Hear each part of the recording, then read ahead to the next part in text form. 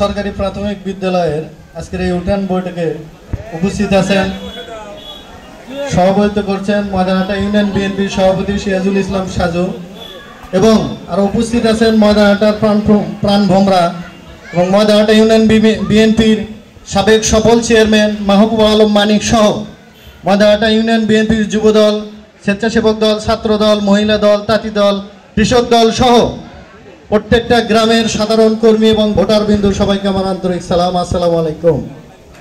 আমি শুরুতে একটা প্রশ্নের জবাব দিয়ে তারপরে আমার বক্তব্য শুরু করতে চাই।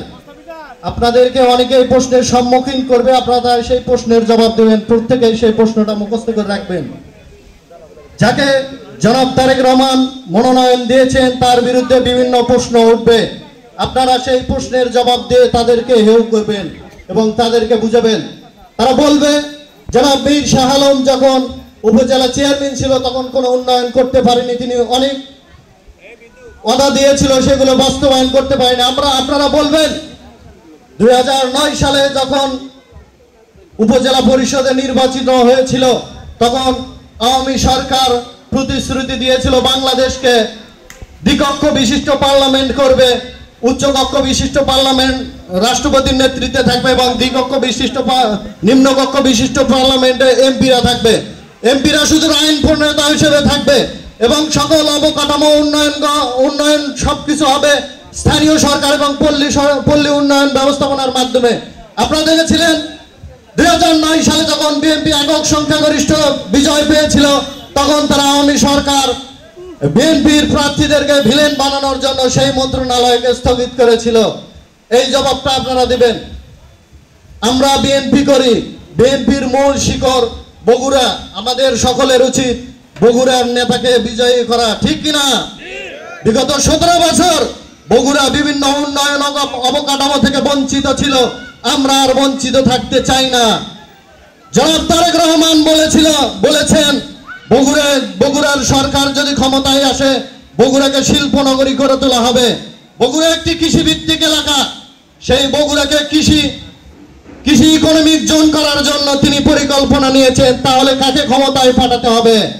ক্ষমতায় পাঠাতে হবে তাকে যে বিএনপিকে ম্যান্ডেট করবে, বিএনপি যাই উপস্থাপন করবে তাকে ক্ষমতায় পাঠাতে হবে।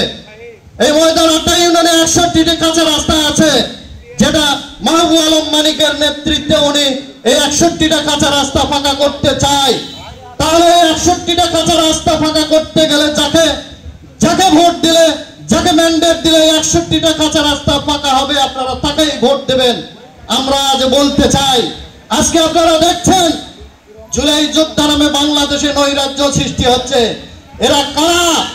এরা তো তারা যারা তৌহিদি জনতার নামে মাজার ভেঙেছিল।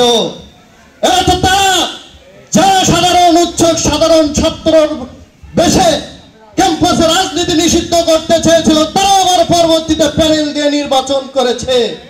এরা তো তারা যারা 71 বাংলাদেশ স্বাধীন হোক এটা চায়নি, এরা তারা। আমরা বলতে চাই এই হিংস্র হায়নাদের প্রতিবাদ করব। আমরা ভদ্র বিএনপি, তবে উশৃঙ্খল নই। আমরা প্রতিবাদী, তবে জঙ্গি নই।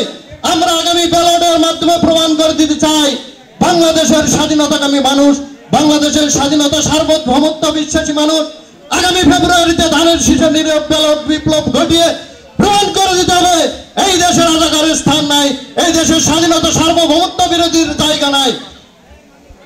পরিশেষে বলতে চাই, নবীন প্রবীণ মিলেমিশে ভোট দিব ধানের শীষে। ধন্যবাদ সবাইকে। বাংলাদেশ জিন্দাবাদ, শহীদ জিয়াউর হক, দেশনেত্রী বেগম খালেদা জি জিন্দাবাদ, তারুণ্যের অহংকার তারেক রহমান জিন্দাবাদ, মীর শাহ আলম জিন্দাবাদ, ময়দানহাটা